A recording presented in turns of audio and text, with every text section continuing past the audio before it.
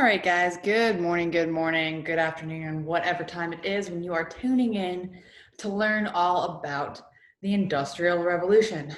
Okay, so I'm actually filming this on our nice day off, Veterans Day, that middle of the week holiday we had. So I just rolled out of bed and now I'm filming. So obviously I am using this holiday appropriately. So, like I said, guys, we're going to be talking about the Industrial Revolution today. So we've talked about a few other revolutions, and this one kind of feels like it's a little bit different, and that's because it is. It's not a political revolution. We're not having a bunch of angry Frenchmen wandering down the streets and chopping people's heads off, right? We're not having a bunch of conservative middle-class Americans revolting against the British king. Okay, this revolution is a little bit different. No king will be harmed in the making of this PowerPoint. And instead, we're going to have a completely different societal reboot. Okay. And that's what we're going to talk about today. Just what the Industrial Revolution is and what it does to completely alter the course of humankind. And it really is that important. It's not me just speaking in hyperbole. The Industrial Revolution is going to change everything. So we're still in period 3, guys, 1750 to 1900, still our shortest time span up till now. We're still talking about revolutions. Although we're done with political revolutions, we are now talking about the sort of economical, social, and societal revolution that is the Industrial Revolution. So I'm going to start us off with a couple memes, and then we're going to jump right into the lecture. And then after the Industrial Revolution lecture, I'm actually going to tie the revolution to our home city here in Columbus, Georgia. Because you might not know this, but you are living in a very important town for the second Industrial Revolution, okay? Every time you go downtown and you see the Eagle Phoenix Mill, or when you go into Bibb City, I want you guys to be thinking about the Industrial Revolution, and I want you to be thinking about that, which is why we'll talk about that for our case study. Okay. As for in-class work, if you're tuning in because you missed class, shoot me an email. I don't have my in-class work in this film, but you will have assigned work. So let's start.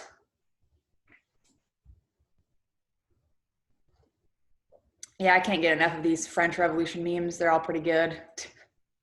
This one shows us our cycles of revolution. So yay. And another one. All right, guys. So maybe I'll run out of French Revolution memes. Who knows? All right, guys. So just a quick reminder, y'all don't have to write this down. We've talked about political revolutions, okay? We've talked about the American Revolution. We have talked extensively about the French Revolution. You learned about the successful slave revolt that is the Haitian Revolution. And you learned a little bit about all the Latin American revolutions, those pesky Latin American people who overthrew the Spanish Empire. Now, today we're talking about a different revolution, one that has even greater societal impact, okay? It's not only going to change industry, which obviously the Industrial Revolution, but it's going to change exactly how societies run their social structures, as well as the difference between the labor force and employers, okay? You guys probably know when you hear my juniors come to visit, but we like to talk about communism, okay? And a lot of these political theories that communism, socialism, capitalism, all that fun stuff, we're not going to be able to get any of that until we talk about the Industrial Revolution and the extreme changes that it inflicts upon society, okay? So let's start. What is the Industrial Revolution? Well, let me just say this. Recently, as in probably in the last 10 years, historians have decided that there's not just one industrial revolution, but 3, okay? Now today we're gonna talk about the first 2, and the cool thing to say to y'all is that we're actually living in the 3rd industrial revolution. I'll probably talk about that in period 4, but the first revolution is what you need to know about right now. The Industrial Revolution, which we now know as the first industrial revolution in a series of 3, was essentially the transition to new manufacturing processes.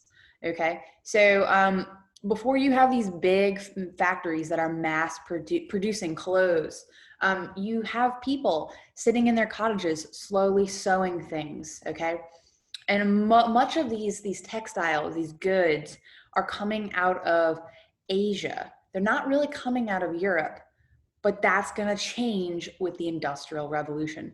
So in the period from about 1760 to about 1820 to 1840,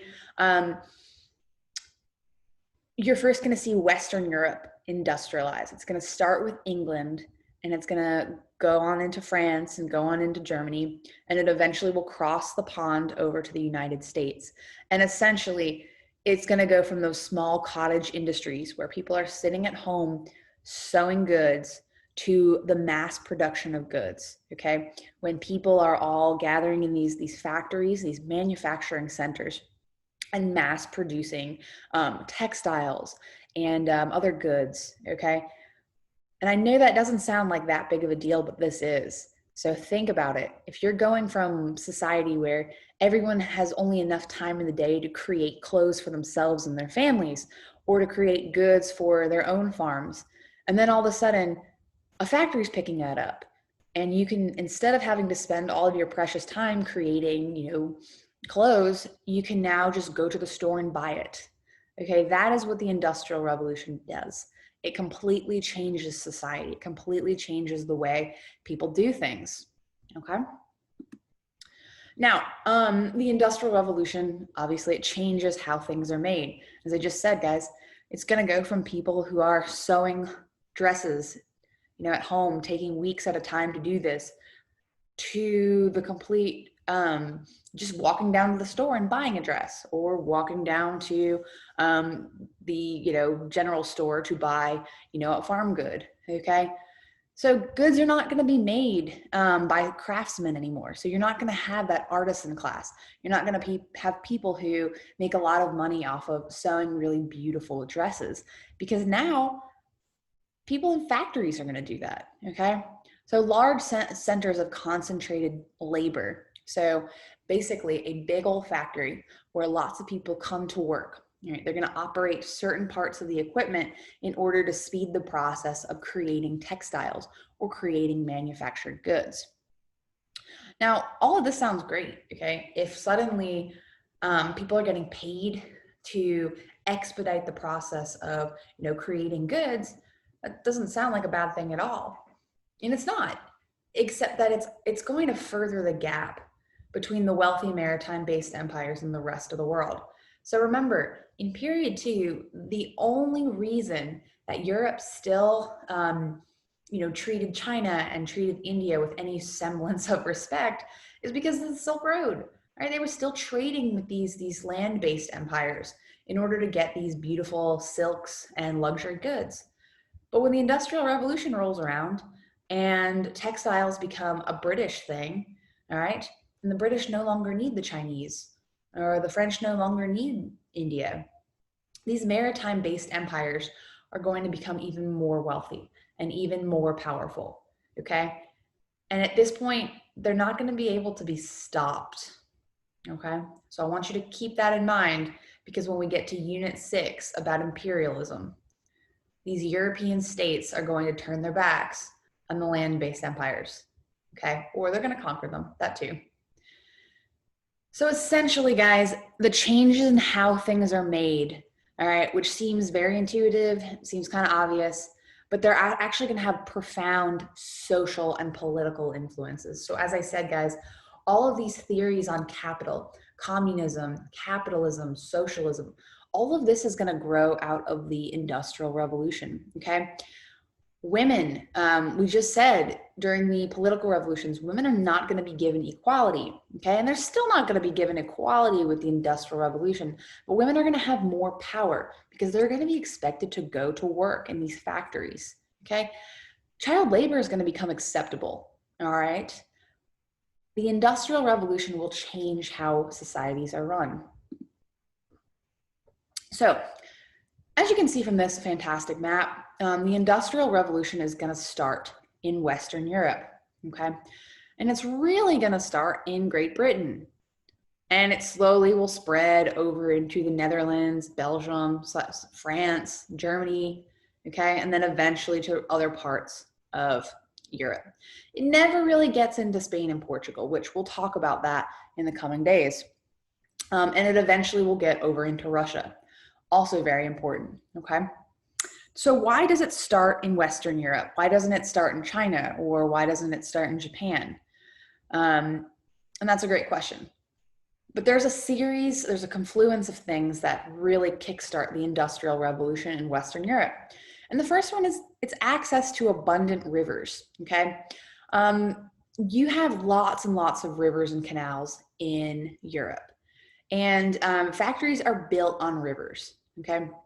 Think about it, guys. When you go down to downtown Columbus and you see the Eagle Phoenix Mill, or you go into Bibb City and you see the Bibb Mill, okay? Those are built there because of their access to rivers. You need rivers for power sources, okay? You need that power of that moving water to kind of power these factories, right? This is before the invention of electricity, all right? So you need rivers not only as a power source, but you need them to be able to transport goods. So you'll see places in Great Britain, like Birmingham and Manchester, these big factory towns are gonna be built along the banks of rivers, okay? And you need those rivers to transport goods. So you need them for a power source, and you need to be able to put all of your textiles on a boat, ship it down the river, and be able to sell it in other markets, okay? Western Europe also has something that much of the rest of the world does not really have.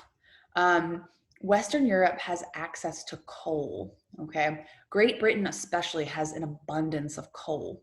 We know today that coal is kind of a dirty energy source, but you know, in the 1840s, they're not really worried about climate change. Coal is a very important energy source, okay?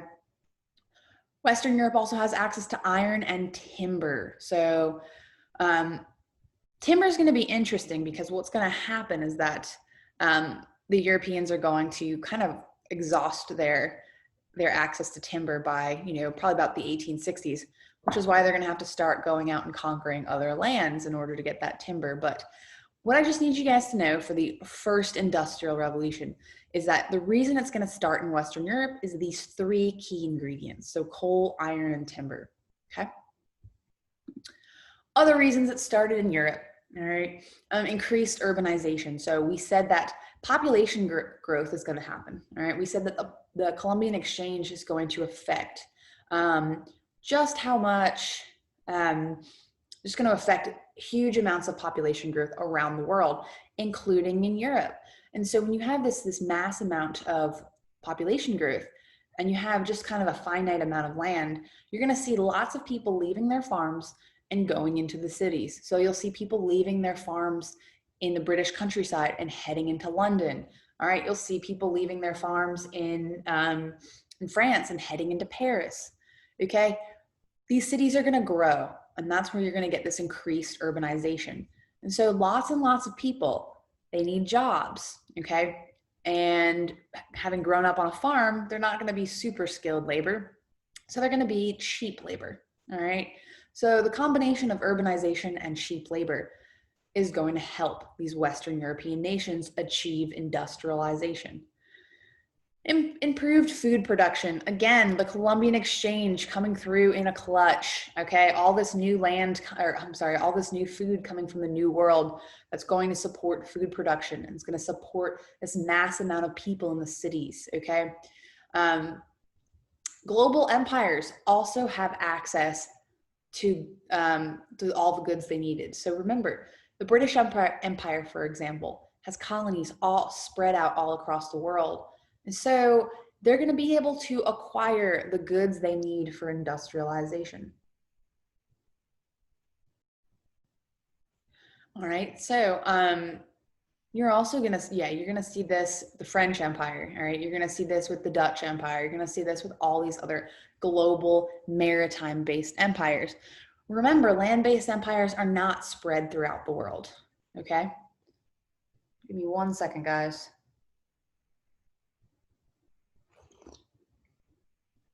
Okay. There's also going to be an accumulation of capital, okay?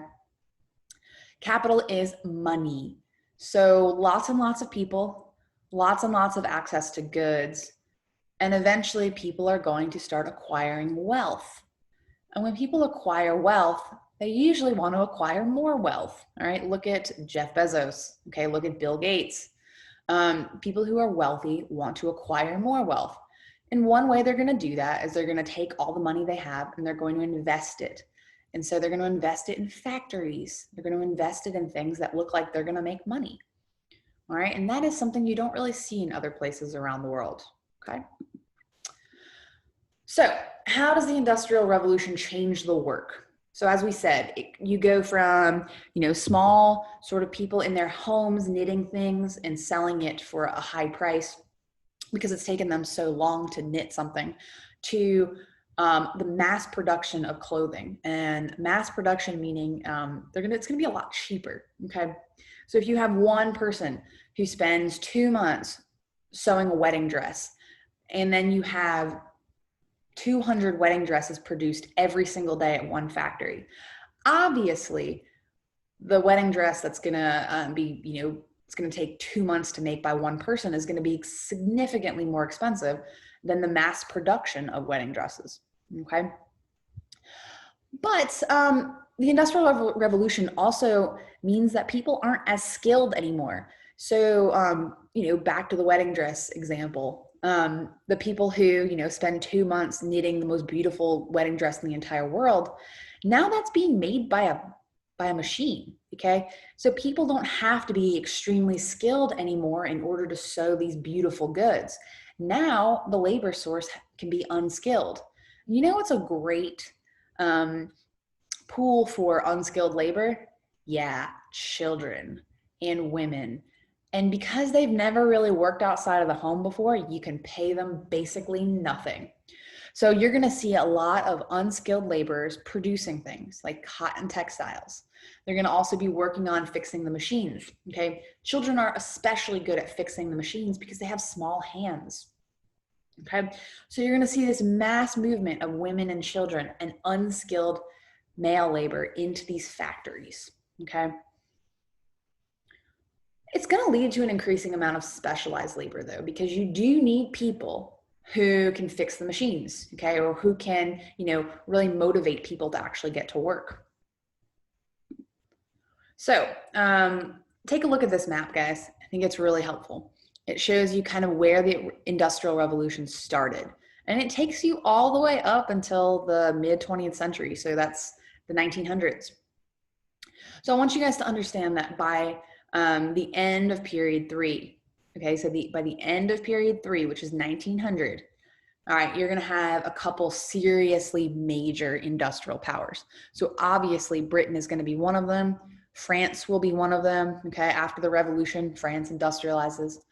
Modern day Germany will also be one, and that will be really important, especially when World War I and World War II happens. Russia will also industrialize, but Russia's story is complicated and it will get messy, okay? The United States will also industrialize, but it will start with New England and it eventually will move to the American South. And eventually, as the country gets bigger and bigger, it will spread that way as well. And the other industrial power that you need to know about, and yes, you need to know about these 6, is Japan, okay? So like Russia, Japan also has a rather complicated story, okay? So we're gonna say this, of these 6 powers, 2 of these nations are state-sponsored industrialization. So they're going to be sponsored by the government, and the other 4 are gonna be private. And I'm gonna talk about what this means in the coming days.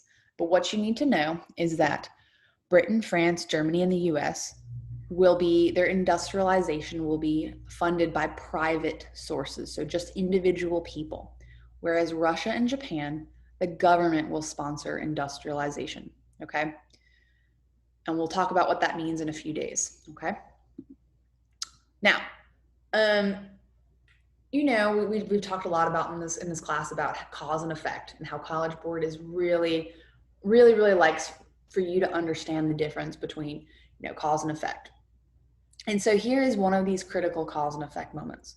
So when you look at period one and you look at period two, and you look at all the goods coming out of the world, okay, think about it. What is Europe trading in period one? Well, nothing, okay? And they're slowly starting to manufacture some goods in period two, but it doesn't really hold a candle to what's coming out of Asia in period one and period two. Think about it, guys. Luxury goods, textiles, porcelain, silk, okay?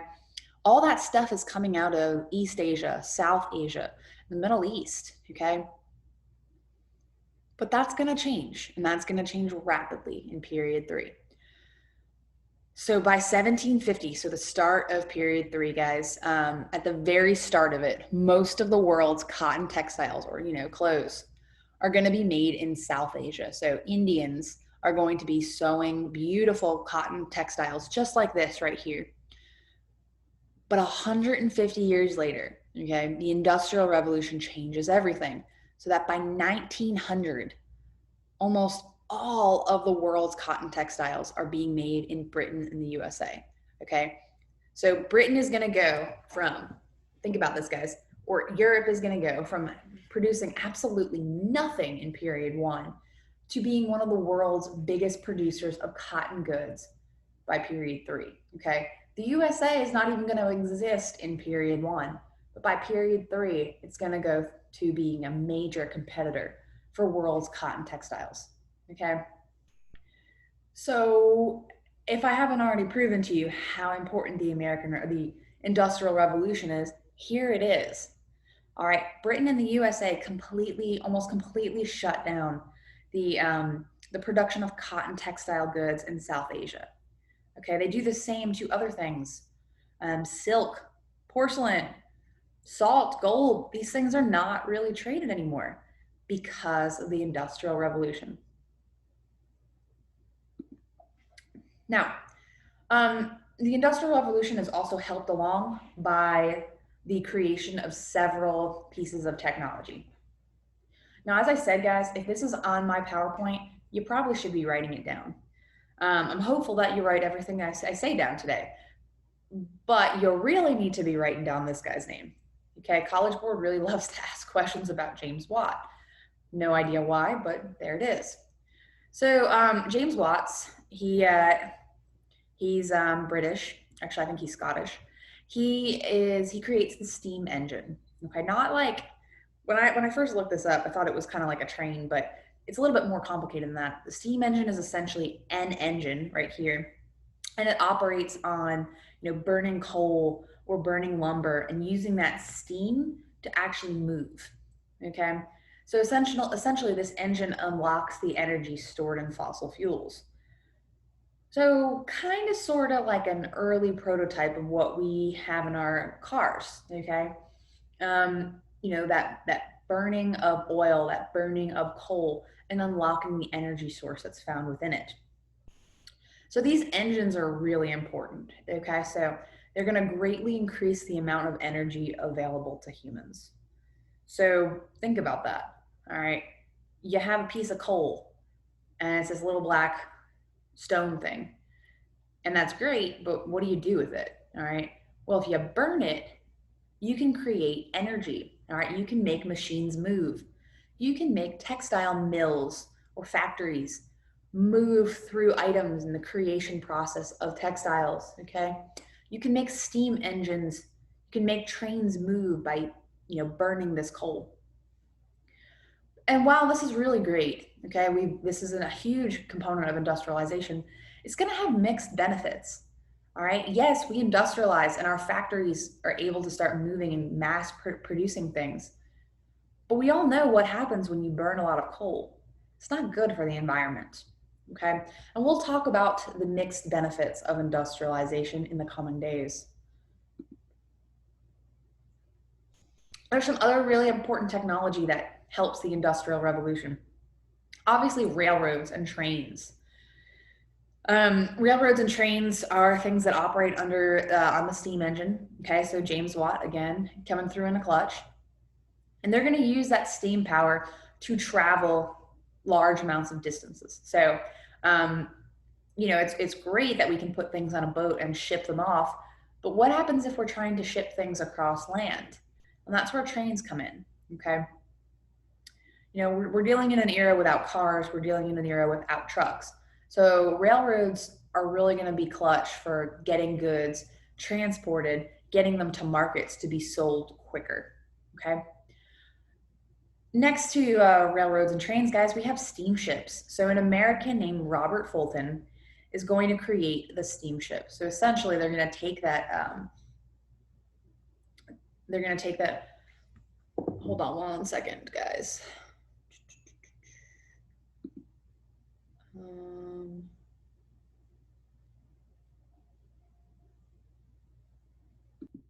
All right, sorry about that, guys. I just got a phone call I had to answer.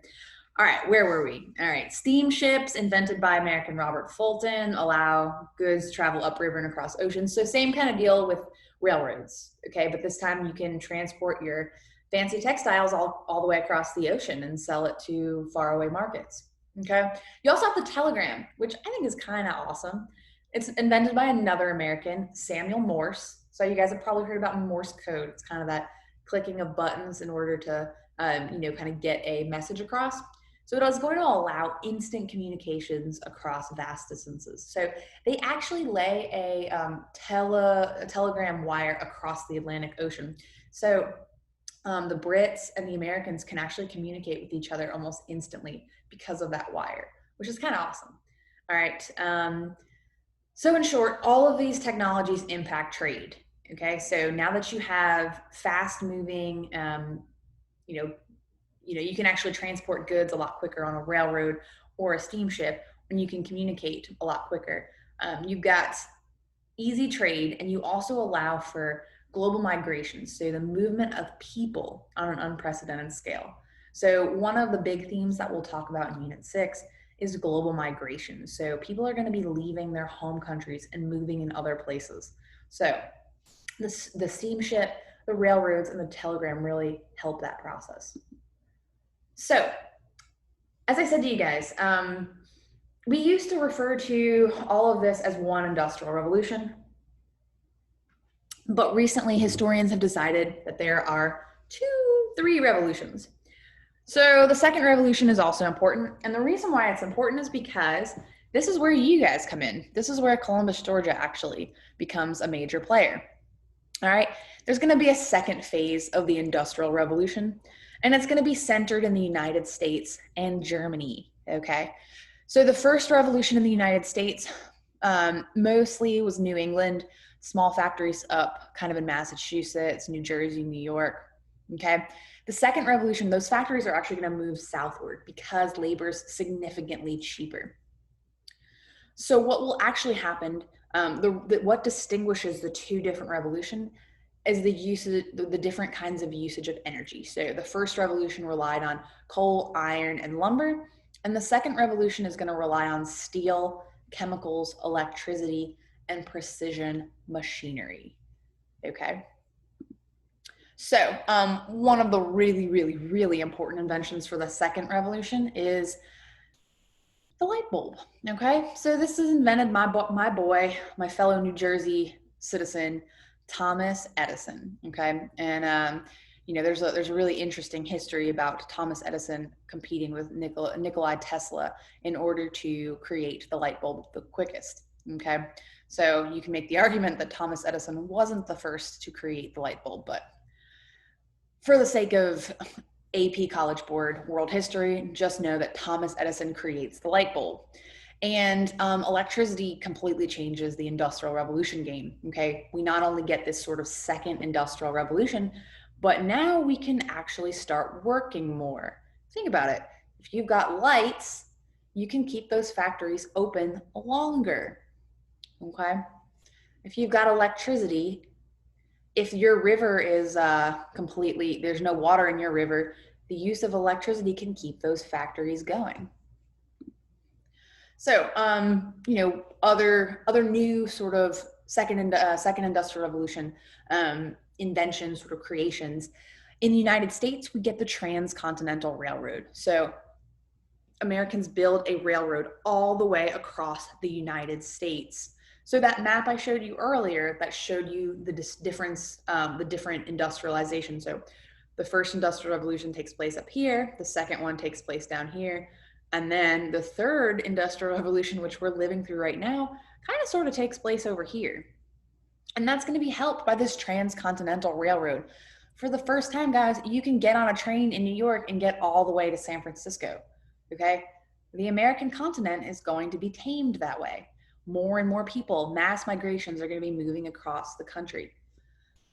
And it's not just going to be happening in the US, you're also going to have the creation of the Suez Canal. Okay? The Suez Canal, this is going to make trade a lot quicker too.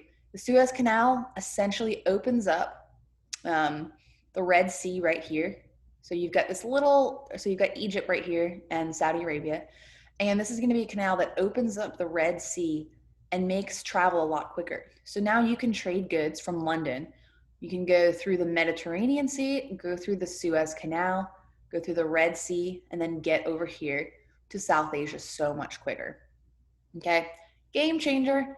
Remember, in period 2, when you had those Portuguese explorers having to go all the way around Africa to get over here, that doesn't have to happen anymore. Now you just go through the Mediterranean Sea, Suez Canal, Red Sea, and then the Indian Ocean. Okay, so the world is going to get more and more connected, and it's all going to be run by the Europeans. So I wanted to give you a quick little case study. Because the Industrial Revolution is important, but I know it's a little bit boring. So I thought it would be fun to kind of connect this to where you guys live. So I am filming this lesson right now in the Eagle and Phoenix Mills. It's where I live. All right, I live in a factory that was built in the 1860s to expedite the process of manufacturing. Okay, this factory created textiles. Okay, this is in Columbus, Georgia.